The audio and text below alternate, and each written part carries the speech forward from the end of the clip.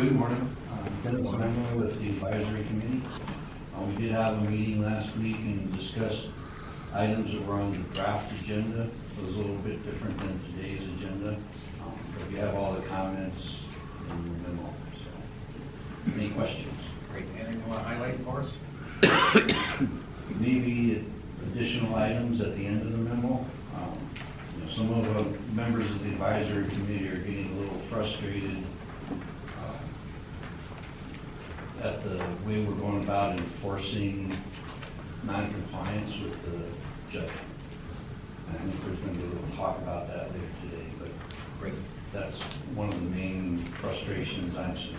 Okay, and we welcome public comment at that point, and that'd be great. And I want to thank you for everything you're doing with the advisory committee. You're doing a great job. Couldn't do it without you guys. We're doing great. Thank you. We're now on item 8, action items. A, well application, small pumper qualifying and monitoring wells. I'll take this. Good morning. Starting on page 41 of your agenda packet is our standard resolution to approve applications for small pumpers, replacement wells, for existing production rights, for non-production wells. So attached to the resolution is Exhibit A, which lists 3 APNs being considered today. APN 3137-011-039 includes approving 2 new monitoring wells. And this is in the same vicinity that we've approved previous monitoring wells. And a map is included in your board packet. And then the following 2 APNs on that table, one is a small pumper qualifying as well as a replacement well. And then the third one is just a small pumper qualifier. All of these have been reviewed by admin staff and we recommend approval of the resolution. Okay. Doug, could you explain to me, my personal knowledge, why we have to have so many different green wells in a small location? Well, if you look at the map, and I know a lot of people are familiar with this location, but this is Petrolock facility. Okay. And there must have been some event out there that required the installation of some monitoring wells around the perimeter of this facility. Any other discussion? Okay, is there a motion to approve resolution R 1932? I so moved. Motion made by Neil, second by Dennis. Any discussion? Seeing no further discussion, all in favor of the motion, say aye. Aye. All opposed, motion is carried unanimously. We're now on item B, on whether the scope of work and budget for 2020 and 2021. Matt? I'll take this, and Kate White is on the phone. She can try to answer any questions that may come up regarding the details of the scope of work. But as you know, when we entered into a contract with Todd Groundwater, it was a 3-year contract. And 2019 is the end of that 3-year contract. We had previous discussion about whether we wanted to go out with an RP or just work with Todd Groundwater on amending their current contract to include 2 additional years. And that was the recommendation from both the advisory committee and the board. So staff worked with Phyllis and Kate at Todd Groundwater, and what you have in front of you is amendment number 5, which would extend their contract for calendar years 2020 and 2021. The scope of work is included in your packet, and the fee to accomplish that scope of work for 2020 is $224,310 for tasks 1 through 5. And for 2021, it'll go down a little bit to $192,628. I should point out that their scope of work included an optional task to update and refine the groundwater model. That is not part of the recommended scope of work for 2020 or 2021. What's not in that budget? It's not within those 2 budget lines. So it's, we're only recommending approval of tasks 1 through 5. And that's consistent with what the advisory committee recommended. Okay, any other questions? Further discussion? Is there a motion to approve Amendment 5 to the Todd Groundwater scope of work and budget for 2020-21? And I have one question about the tasks that are being described. Were they guided by you as to what the priorities are, as we discussed previously? Yeah, so staff had met with the ad hoc of the board. Right. Which is yourself and Director Atkinson, kind of discussed what some of the goals and tasks should be for the next following 2 years. And so staff worked with Todd Groundwater on those tasks. So yes, they were directed by staff. Thank you. And is there a motion to approve amendment 5? I can make that motion. I just have concerns about how we have the motion to approve amendment 5, and is there a second to that motion? Second by Leo. Motion made by Dennis. Discussion then. The annual report, I thought by now would be getting a lot skinnier. Seems to be going the other direction. Skinnier, like less pages or skinnier? Work-wise. Less money. Oh. Because a lot of the pages are boilerplate stuff. I mean, there's only a few pages that really have significant changes. That's a pretty big number for that. Ms. White? Yeah, Kate, if you're on the phone and if you heard the question, maybe you could elaborate a little bit on the effort that goes into the annual report. Thanks, I'm here, but I can't hear when people are talking in the back room. I can't hear that, but I understood what you said. And so the question is, what exactly goes into the annual report? Why isn't it getting cheaper as we do more of it? Because the boilerplate stuff is the same every year. And Yeah, well, last year we added additional information to it. We added that some more hydrographs and that one figure that kind of showed the various hydrographs in the different areas. And, we're hoping to keep the costs about the same, but we really want to make the report meaningful and add more analysis each year. And we can look at our budget, we can talk with staff regarding what they think is important to get a meaningful annual report. That does more than just check the boxes. It kind of helps us understand really what's happening in the basin. And we're open for suggestions. Further discussion? I have a question Yes, John. on option task 6. Am I to assume before I vote that they are not going to do any work on task number 6 unless the board approves? That's correct.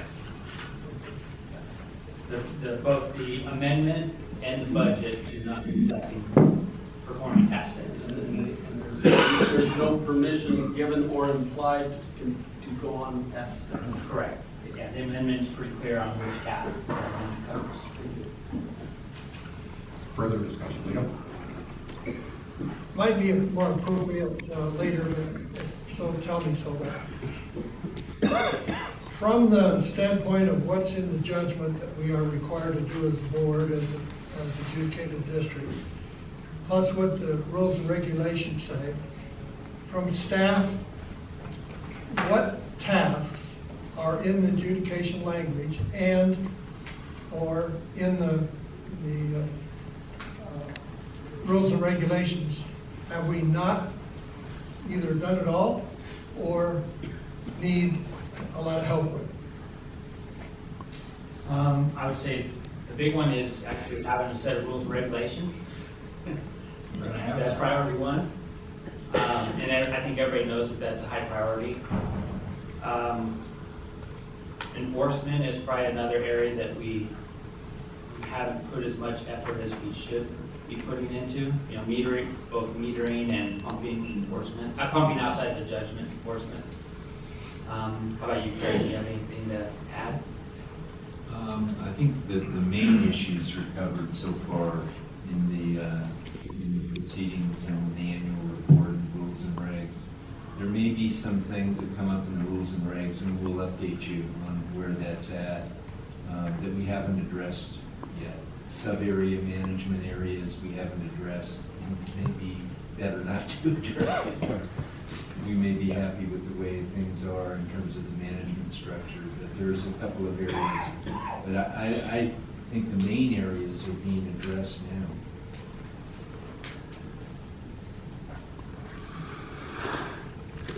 Further discussion?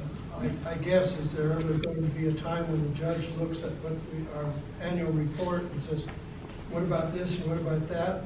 And gets upset and says, hey, you guys aren't doing it, we're gonna do something different.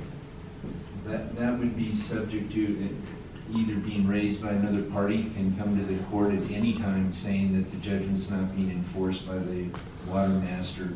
So we're subject to John Q. Public on that. If anybody thinks that we're neglecting our duties to, in any way under the judgment, they can bring it to the court's attention, as can we.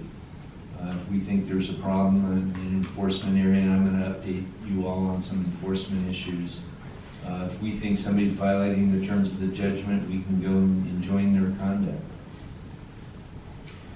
Thank you. Yeah, I mean, I understand what Director Lee was saying. That there has been discussion about the cost and how we don't have enough money to do what we need to do. So, were there tasks that were postponed, aside from the rules and regulations, because we didn't have enough money? Because it doesn't look like someone, I don't know who, maybe you, are looking at the judgment and saying, okay, well, the board is really complying with the judgment up to date. You know, we've been at it now for almost 5 years. Have we done everything that is to be done for the judgment, or have we kicked some stuff into the future because we don't have enough funding? I think the main unfunded issue is the issue of the water model, or groundwater model, and that's being deferred for the time being for another year.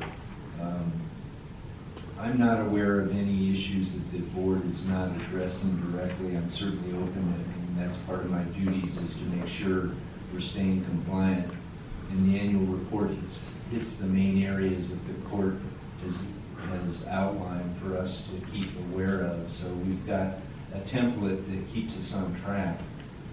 But certainly if there's issues and things are brought to my attention regularly by the public, direct contacts, as in this needs to be enforced here or there, and I bring it to your attention. So there's nothing directly that I am aware of that we're not addressing. I think we've been pretty explicit about the groundwater model, that it's an issue that we want in the future, but it's a cost question. Are we behind the rules and regulations? We are on schedule. I got a set of the rules and regs from the Watermaster engineer in November. My office has turned them around, looked at them. I'm working now with the Watermaster engineer to have one set that can go to the ad hoc attorneys committee. I'm hoping that can happen in a week. Kate just got our turned around version yesterday, so it may be another week before it goes to the ad hoc attorneys committee, then to the advisory committee, and then to the board for adoption. I believe it's adoption in March. That's correct. So feel pretty good about that. You know, there's a lot of editing still to go on the rules and regs. And metering, how are we doing the metering? Well, we provide an update of those folks that are still in compliance. Overall, I think it's pretty good. There's still several that we need to continue working on when we're compliant. Staff just gave me a set of letters that I signed for non-compliant people that are defaulted parties, small pumper class parties. The staff has done a very fine job on that, and some non-parties that are pumping outside the terms of the judgment. So 10 letters are going out this afternoon, samples of which are in your board packet. I was going to discuss those under my attorney's report, but that's not direct answer to your question. Sounds like what I'm talking about. Doing pretty good. Okay, so now we're on the motion to amend the amendment number 5 to the professional services agreement dated April 26, 2017. There's a motion. There is a motion and second already. So any further discussion? See no further discussion. All in favor of the motion, say aye. Aye. All opposed, motion's carried unanimously. We're good for another year, Katie. Great, thank you, everyone. Thank you. Now we're on item C, 2020 Administrative Budget and Administrative Assessment. Matt? So again, on page 79 is the resolution to approve both the budget for 2019, or, oh, I'm sorry, there's a typo on there. That's item number 1 on the resolution should be 2020 budget in the amount of $685,198, and setting the 2020 administrative assessment fee at $5 per acre foot. So attached to the resolution is the proposed budget. It's on page 82. And you can see the revenue section, which is the top section of the budget, mimics the actual 2019 revenue pretty close. One new addition is we are planning to invoice the small pumpers for the last 5 years in 2020. We're assuming a 75% collection rate of the small pumpers, and that will generate approximately $75,000 in revenue. Everything else is pretty close. We did reduce the variable assessment slightly just due to the ramp down. And we've still got a couple more years of ramp down. So that variable assessment is based on ramp down production numbers. And then if we do have a little bit of carryover, about $5,000 from current calendar year. And if everything goes well, we'll generate, like I said, about $685,000. Then down at the bottom section is the projected expenses, matching that of the revenue, just to show a balanced budget. This incorporates the item that we just approved with Todd Groundwater to continue their work at $224,310. It also assumes that the administrative services for 2020 would remain the same, having AVAC and Palmdale Water District kind of share that responsibility. We're projecting about $110,000 for that service. And should probably point out the continued participation in the USGS contract to continue with the monitoring of groundwater levels throughout the valley. As you know, the Watermaster is paying 25% of that cost, shared by the Integrated Regional Water Management Group, as well as the Antelope Valley State Water Contractors Association. So the Watermaster share is $16,375. And if everything goes well, we'll have a little bit of a surplus at the end of 2020, $75,000 that we could carry over into 2021. So that is the proposed budget. And I believe the advisory committee supports and recommends approval of the budget. Very good. Any discussion? Is there a motion to approve resolution number R1933 approving the 2020 administrative budget and administrative assessment? Motion made by John. Second. Second by Adam. Any discussion? Yes, I'm not quite sure how we can keep coming up with maybe numbers. I think we all of us sitting here out there and here recognize that what Palmdale and Antelope, AVAC is contributing to this process is not what they're showing as their costs. And as third parties, I think we need to have a firm number before it hits us in the face of actually what is it costing. You know, we're meeting in a very, very nice place that I see no charge for it. In the very beginning, we talked about building a building to have these meetings. So there's just so many things that are not truly reflected in the budget. And I realize that the budget is a guesstimate of what we might be doing, but I don't think we're getting any closer to coming up with the real numbers. So just as a request as a board member, I would like the agencies to put together a list of actual costs, you know, true numbers, fully funded, not vacation, but our share of all of the benefits that the district is going to have to is pay. I've had the discussion whether or not it's truly legal for AVAC and Palmdale to spend that kind of money. Is it a gift of public funds? And I was told that it's truly a gift to the general public. It's a general public benefit, but I had always looked at it a little differently in that, is it a benefit to my agency? And so there's some ifs there, and I think we need to get to really what it costs for us to operate, and we're not there. We could put together a, if you want to kind of start tracking full burden costs, kind of some of the examples that you threw out there. We could put something together of that. As you know, the proposal that we approved last year from Palmdale Water District and AVAC include covering only the direct hourly rate for the employees. So it does not include overhead, equipment, material, building use, etc.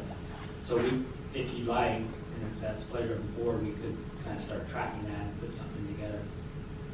And my personal feeling is both AVAC and Palmdale a lot of our funding comes from the taxpayers throughout this entire basin. And the Watermaster Board is just one of the functions that AVAC, all you guys do pretty much nothing, that we provide us a service to our taxpayers to protect the basin.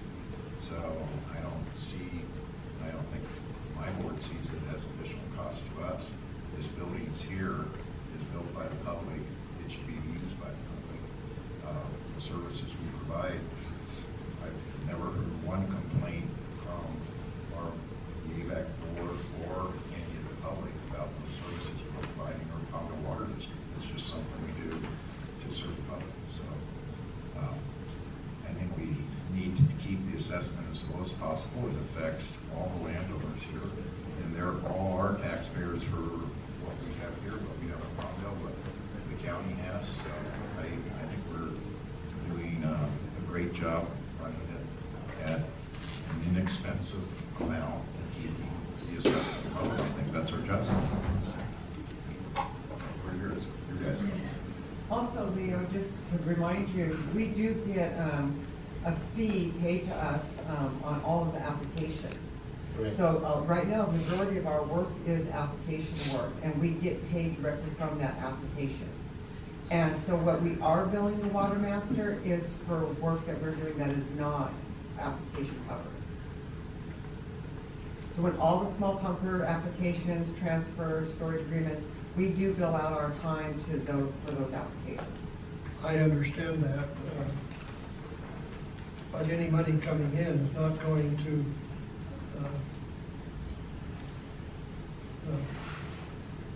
from what you're saying, there's no cost at all to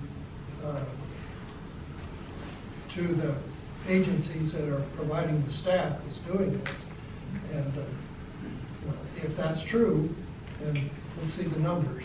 Just on those applications. Yeah. So like for Angel to work on a small pumper application, she documents for hours, and we do get a portion of that application cost to cover those hours.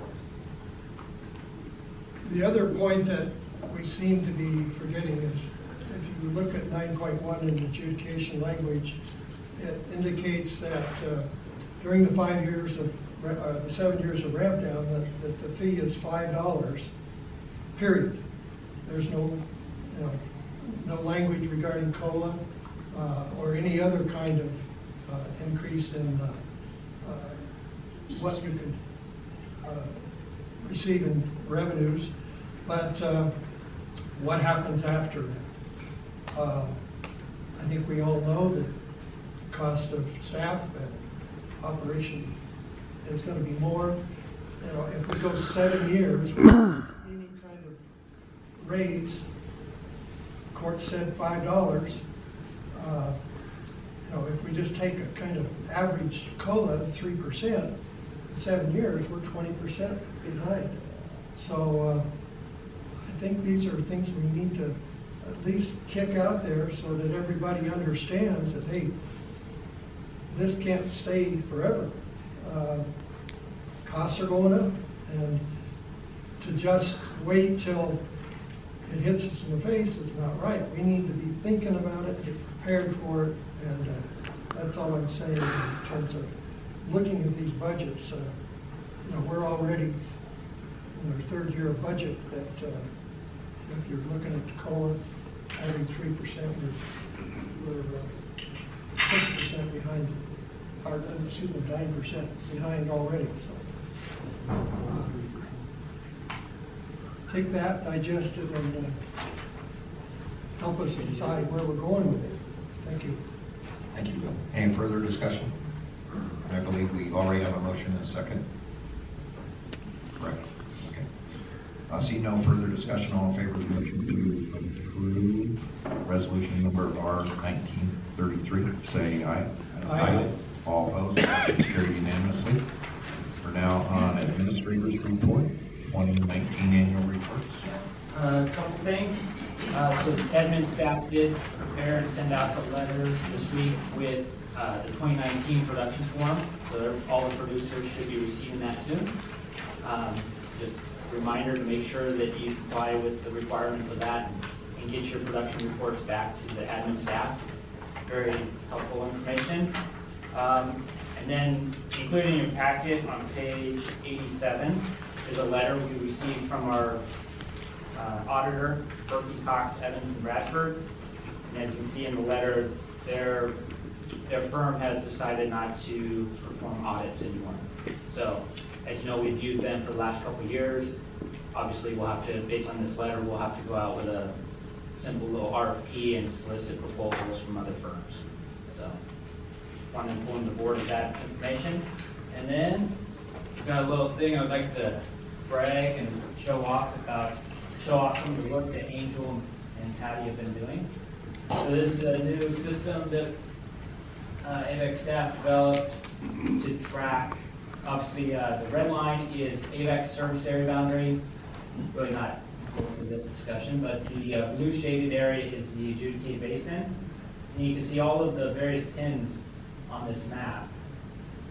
They've been tracking and plotting the various applications for wells that come in, whether it's a new application or new production, a small qualifier permit, maybe a monitoring well. And you can see, you click on the pin and it brings up some relevant info, shows who the producer is, the type of production, the lat long, the APN, when the application was approved. It's got just a lot of pertinent information. So the goal is to continue building this.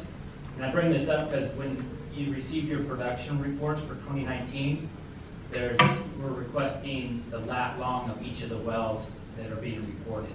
And we're going to utilize that information to manipulate this GIS system so we can start tracking physically where each of the wells are within the adjudicated basin. Just wanted to show off that good work that admin staff is doing, primarily Angel. And I think it'll be a useful tool for both staff and the Watermaster engineer.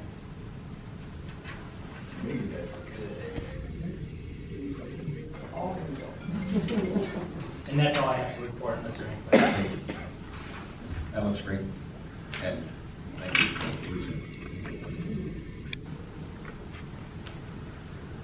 Okay, we're on Watermaster Engineers Report. Kate, it's your show.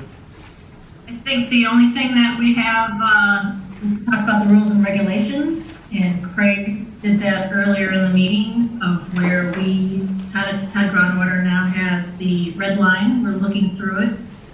I'm hoping by the end of the week that we get that back to Craig for their review, and then to be passed on to the ad hoc committee, the advisory committee, and adoption in March. Great, thank you very much. You're welcome. And item 11, General Counsel's report. Craig? Yes, a few things to report. There is a memo in your packet at page 91 to 99 relating to Holiday Rock. I'm not going to ask for anything from you on this because We're going to make some efforts to get some additional information to clarify the accuracy of their replacement water assessment for 2018. What happened with Holiday Rock was that they self-reported 2018 production of over 1,000 acre-feet, and then subsequently took the position that that was incorrect, reporting that there was a meter failure and the actual production was 284 acre-feet. And as I said in the memo, we don't have any solid grounds to dispute this. They submitted expert reports, but we're going to seek some additional information, sources of information, before we report to you about our recommendation, and we'll do that next month. We've recommended in the memo that at a minimum, the Watermaster enter into a stipulation with them, not waiving our right to go back and collect 2018 additional assessments if their 2019 production indicates 2018 wasn't an anomaly. But as it stands right now, we need some, and think that there may be sources of some additional information before we make a recommendation to the board. So we'll do that and keep it on the list for next month about how we're going to approach this.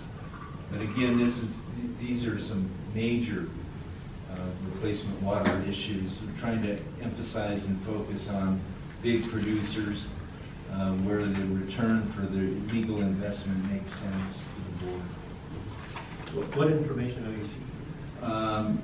Well, I haven't sought it yet, but it was suggested to me that that industry makes some official reports to the Department of Mining Conservation, and that they may have stated or should have stated consistent numbers to that organization also. So it's an opportunity to potentially verify that the numbers they're giving to us, they're also reporting to the state of California.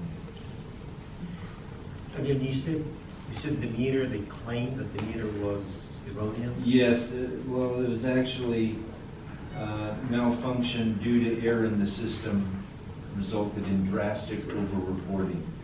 And that's what the expert reports suggest.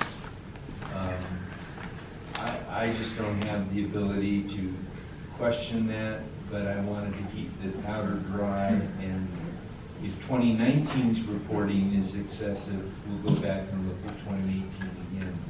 But first things first, I want to see if there's reports that are available that they can confirm the numbers they gave to me. Is it possible to get power records, electricity? You know, once we started in, we did have some dialogue with them about power records, and they were less than helpful for the layman to interpret. I mean, it'd be the kind of thing that I would want to have an expert in interpreting those kinds of records as to what, I mean, there's a massive amount of water involved in this process. Well, one would have Edison is the power company, to conduct, how many wells do they have, one or? No, they've got several, I believe 2 or 3. So Edison does this efficiency test every 2 years, or I forget the frequency. So what that does, it determines the kilowatt hours per acre foot pumped. So that's how you use the power usage. Based on that efficiency, you just translate power consumption into water consumption. Right. So it's not a huge undertaking. Right. Yeah.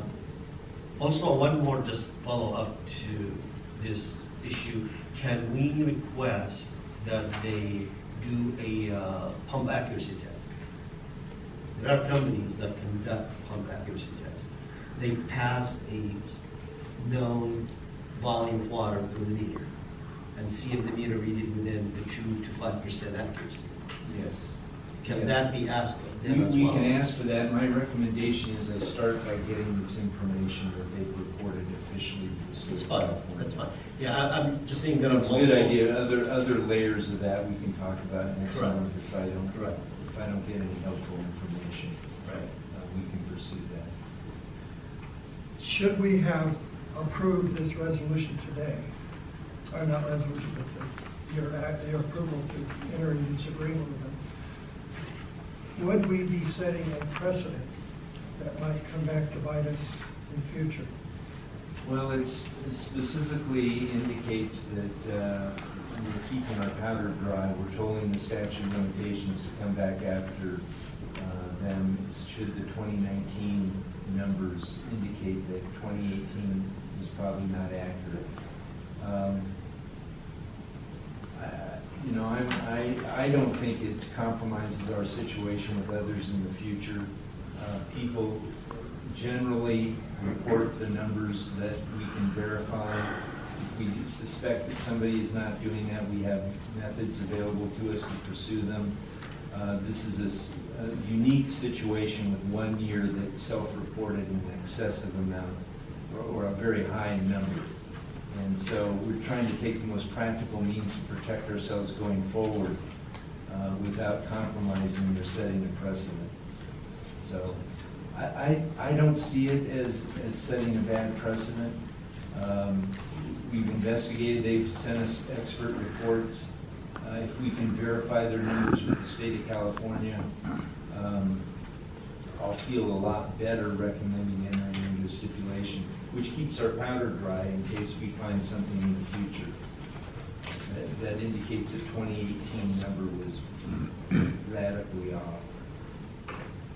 I think it's a compliment to staff, and I've been informed by staff that as this thing evolved, they were told that legal and staff time was their bill, not the Watermaster. So thank you to the staff for sticking up for us. Speaking of which, we've delineated some sub-files now in the legal side to reflect some specific issues. One is the second item to report to you, where SCI Joshua Memorial update. Okay, I'm gonna go back there. Sorry. You said there were several pumps there with Holiday Rock. Each one has its own meter? I believe so. Well, are they claiming that all of them were pumping air? I have to go back and look at the report. There was one that particularly malfunctioned. Okay, one other thing, oh, I'm sorry. Okay. No, that's, One other thing that I would like to recommend you is to check in with Yeah. with the well company that does the well work, because if a pump is pumping air, it will wear out the bowls extremely fast. And there should be a record of bowl replacement or a huge efficiency drop in the well. And you can pinpoint it. You can find out, I believe, obviously, the Harrison Pump or Mr. Rotman, could give you some great insight on that. okay. Thank you. Do they have any water rights? Yes, they do, and they've got a ramp down production right, I believe, of over 200 acre-feet. So under their analysis, if they only pump 284, they would owe no replacement water assessment for 2018 instead of the bill that we sent them, which was for $275,000. So Do there's you a recall lot the of water rights? I would have to go back and look where they fall on the exhibit list. Have you had any feedback as to what they've done to correct the problems? Or Well, I've got the reports that are in your packet about Just that. that they've got the situation under hand. And the meter was installed, what, had to be within a year or a year and a half to it outside of this time period. Assume that same well, same conditions, now it's pumping air, and when it was certified, it wasn't? I don't think that they're talking about it being certified that it wasn't. They have a report that they did that said that there was a malfunction in the pumping system and that it resulted in over-reporting. They haven't gotten any more specific than that. But I can look back at that again by next month when we report. I'll have all the facts together on that. urge you now to deferring any, I'm not asking for authority to do anything today. Just wanted to bring you up to date that we're going to get more information. Thank you, Craig. These are all in LA County? Yes. I believe so. Can't we do a search on what they did 15, 16, 17, 18? Because I'm pretty sure it's not doing that. Yeah, we have that data. We have that data, and it was more consistent with what they're reporting now. Yes, yes. Yes, 2018 was definitely an anomaly that they reported. Is it an ongoing problem with these rock guys? Because Little Rock is 270,000 in all. I don't have a comment on whether it's endemic to the industry or not. I'd rather not comment on that. He'll come back up, that's next year. Yeah. So item D. SCI, this is just an update. They brought a motion to intervene with Judge Comar in November and to be awarded a production right. The judge granted the motion to intervene, but wanted to give an opportunity to parties opposing the award of a production right to SCI an opportunity to do some investigation. So the parties opposing the intervention entered into a stipulation with SCI that SCI will get some records showing what their historic usage on the property was, and if that satisfies the opposing parties, there'll be some kind of stipulation and an agreement about what the production right is. If parties can't come to an agreement, if SCI's information doesn't support the production right that they're seeking, then it goes up to the court for an evidentiary hearing. The court was just not comfortable awarding a production right to SCI when there was opposition and when there was a lack of data, as far as the opposing parties were concerned, supporting that production right. So it'll occur in the next 90 days or so, in January, February, March, that this production of additional data by SCI will occur, and if all the parties are satisfied, there'll be some kind of stipulation and agreement that they can pump a certain production right, and the court would approve it. If there can't come to an agreement, or if there's radical disagreement about what the documentation says, Judge Comar will hold an evidentiary hearing. And one opposing party. A number of overliers represented by a number of parties.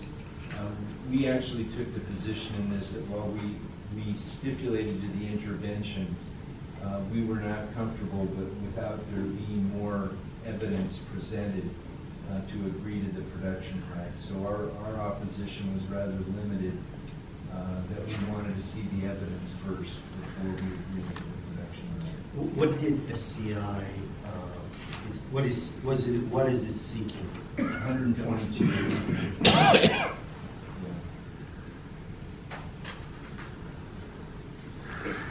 Okay, item C. Item C is an update on Phelan. If you recall, Phelan appealed the judgment originally, and then they brought an order saying that they were subject to the ramp down provisions in the judgment. We opposed that, and the court agreed with us that they did not get the benefit of ramp down, and so they owed replacement water assessment for 2016-2017. They appealed that, and took the position that that appeal stayed any enforcement action on the replacement water for 2016, 2017, 2018. We opposed that to Judge Comar. He ruled on November 22nd, 100% in our favor, that they owe the replacement water assessment, that they have no right to export any water out of the adjudicated basin without paying it. And so we haven't had any communication with Phelan since that occurred, but I intend to write a letter just making it clear that we expect to be paid, that there's no delay, there's no stay in enforcement, and if we get no response, I'll be suggesting an enforcement action. Presumably would be going back to Judge Comar, seeking an injunctive relief to prevent them from exporting out of the area. I'm hoping that's not necessary now that the judge has clearly, and his opinion is in your board packet, he's clearly said they have no right to pump water and export it out of the adjudicated area absent the payment and replacement water assessment. So there's clear order there. Whether they make us jump through the hoops of getting an injunctive order from Judge Fillmore preventing them from doing that more specifically, we'll see. I'm hopeful that when we go and send this letter along with the updated invoice, that they realize we intend to enforce it. We expect payment now. The delinquent interest payment that is on the invoice is running from the date of the first invoice in August. So there's quite a bit involved in it, but it was an excellent result that took a while to get, but the court was very much in line with what we wanted the court to rule. And by the way, just to let you know, the court also put its stamp of approval on the system that you all approved to determine the replacement water assessment rate for areas inside and outside, the use of the Rapatellis report. The effort the staff has done to dot the i's and cross the t's in that process, the judge said was an adequate and reasonable basis to assess the replacement water assessment. So all in all, a very, very good decision. And I think it's the judge's imprimatur on the process that we're following to assess replacement water assessment each year. Is there an appeal step for that? I'd rather not comment on that publicly, whether there's going to be another appeal. We've got 2 appeals right now. We've got an order of the court saying that this is what the court's opinion is, that they are not entitled to pump outside and export any longer without paying. And I plan on making that clear to them that we intend to enforce that if they require it.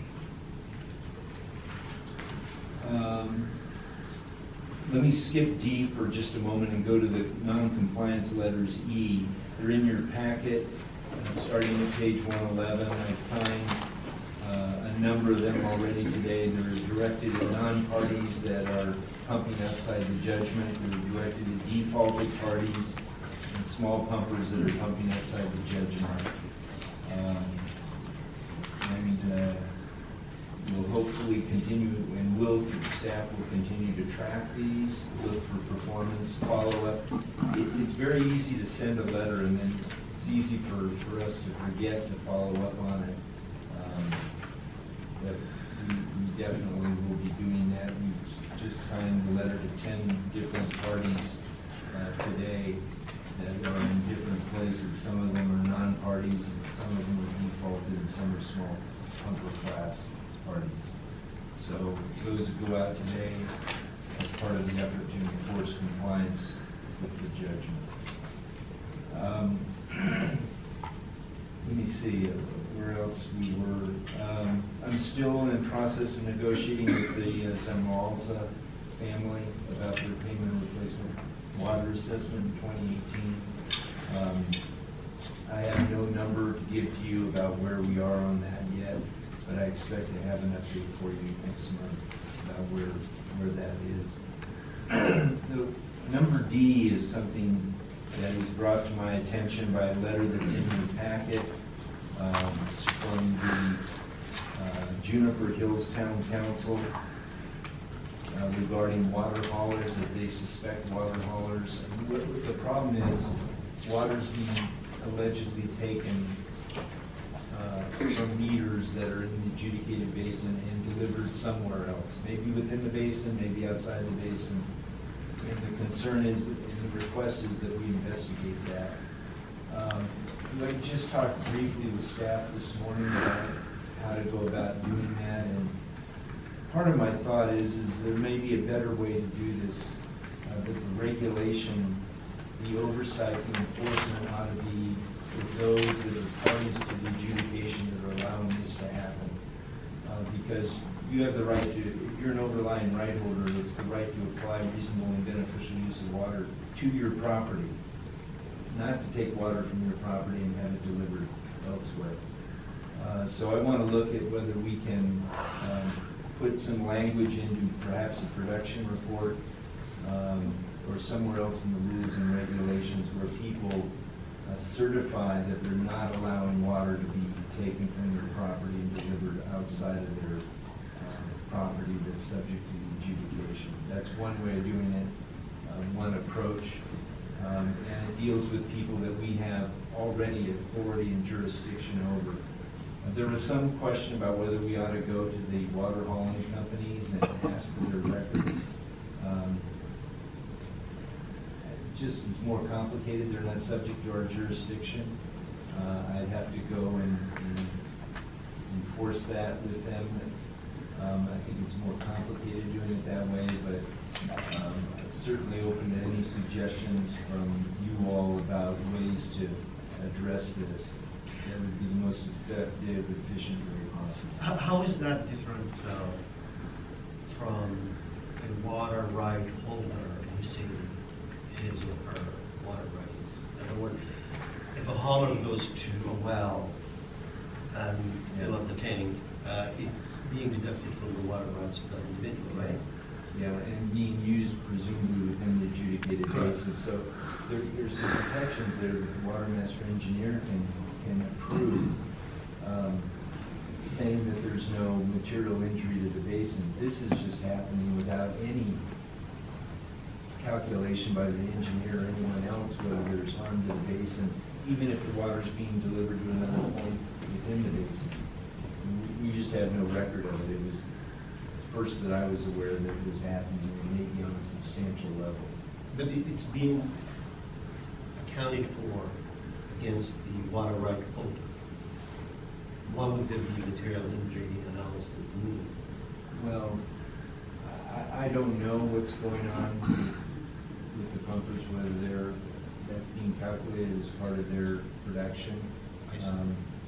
Or whether it's small pumpers that have, the assumption is that it's 3 acre-feet or less, and they're pumping In that case, then it 15 would be or a problem. 20 and allowing it to be exported. Craig, could we just send a letter? There's only a few water haulers, I think, that we know of. Can we just send a letter that we've received this letter? This is what the rules are. Yes. Watermaster. Yes, And good first step. If you're complying Yeah. with that, Yeah. we'll let town council know. If you're not, let's talk about it, let's get you in compliance. And that would be There just need to be a transparency. Yes, At least a mark. yes, I'll do that. Good. That's a great idea. Okay. Any other discussion? That ends your That ends report. the report. Great. We're on board members' requests for future agenda items. Any future agenda items? Our next meeting will be January 22nd, 2019. Wish everybody very happy holidays. Thank you all for coming. We are now adjourned.